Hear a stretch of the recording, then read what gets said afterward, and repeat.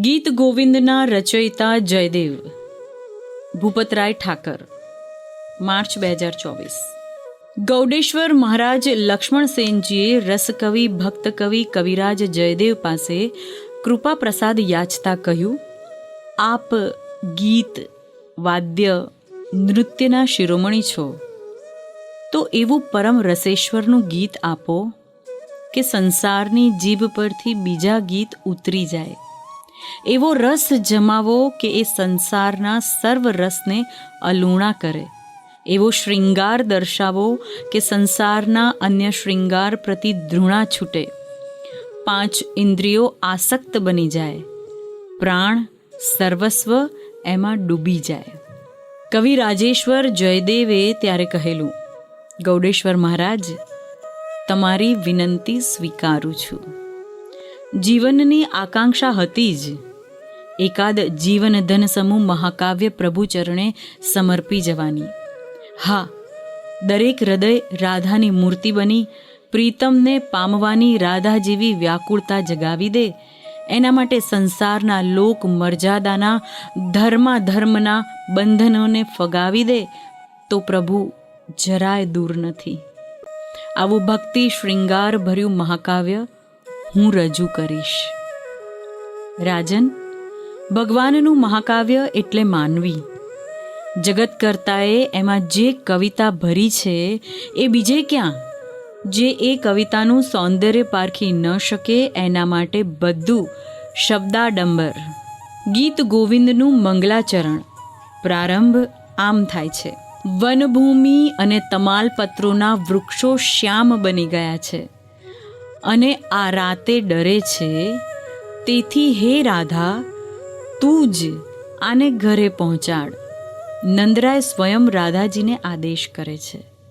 નંદના આદેશથી ચાલી નીકળેલા રાધા અને માધવ યમુના માર્ગે પ્રત્યેક કુંજે, પ્રત્યેક વૃક્ષ નીચે એકાંત ક્રીડાઓ જ્યાં પામે છે. બસ મિલન અને વિરહ રચાય અનુભવાય છે રાધા અને કૃષ્ણને.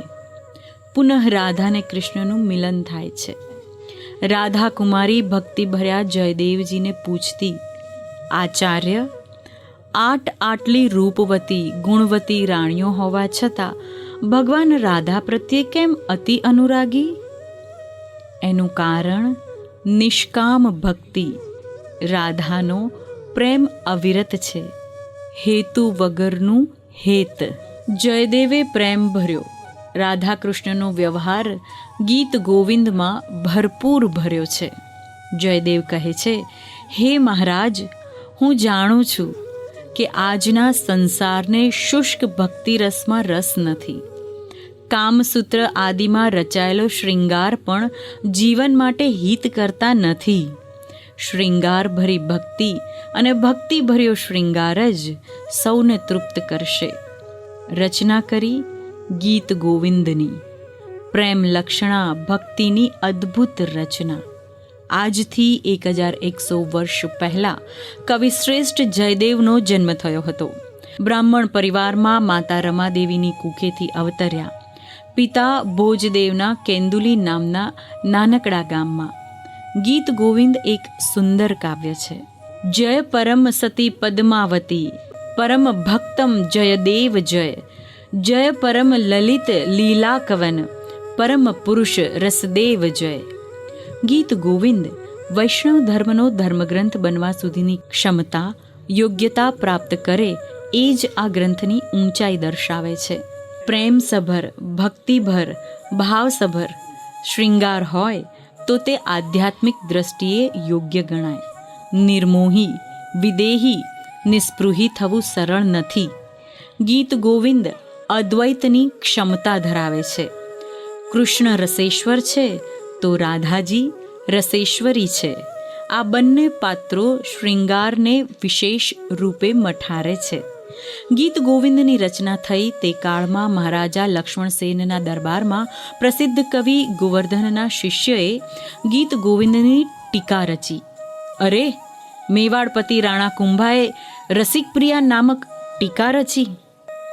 જયદેવને અષ્ટપદી અતિ મધુર છે.